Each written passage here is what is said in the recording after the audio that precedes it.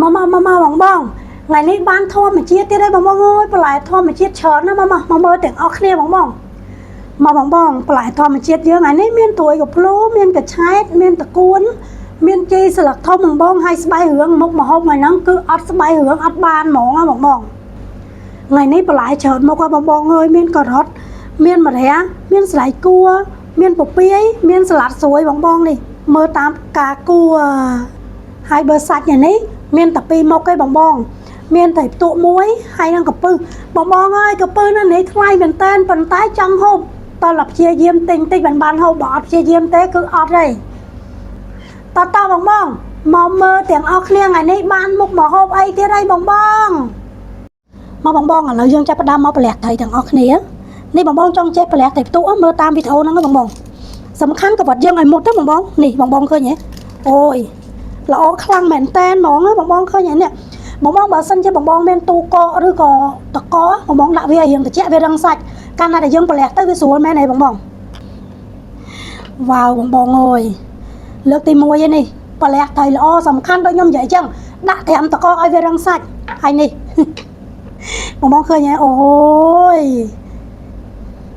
បងមិញខ្ញុំប្រលះឥឡូវវិធីយកស្បែកត្រីចេញកវត្តឲ្យមុតបងឡើងស្ដើងនេះបងនេះសល់យើងចាប់បកវាមកវ៉ាវកប់សេរីមកបងតែខ្ញុំបានប្រលះបានយកឆ្អឹងចេញឲ្យអស់ហើយឥឡូវខ្ញុំចាប់ផ្ដើមដាក់ទឹកខ្មេះចូលត្រាំវា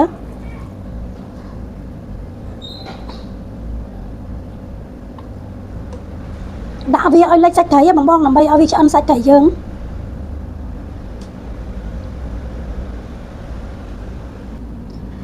បងកុំភ្លេចដាក់អំបិលមកចុងស្ព្រាបងណាដើម្បីឲ្យវាហត់តែឆ្អិនលឿនហើយយើងធ្វើការច្របាច់វាបន្តិចមកនេះបងត្រីយើងបានច្របាច់ជាមួយអំបិលហើយអស់ហើយបងឃើញហើយវាឡើងសតិចទៀតឥឡូវយើងទុកវាម្ដុំសិនយើងទៅលាងបន្លែទាំងអស់គ្នាបងមកបុកគ្រឿងទាំងអស់គ្នាថ្ងៃនេះធ្វើទឹកញៀនបងម្ទេសនិងខ្ទឹមគល់ស្លឹកគ្រៃបងយើងហាន់វាឲ្យម៉ត់យើងចាក់ចូលមក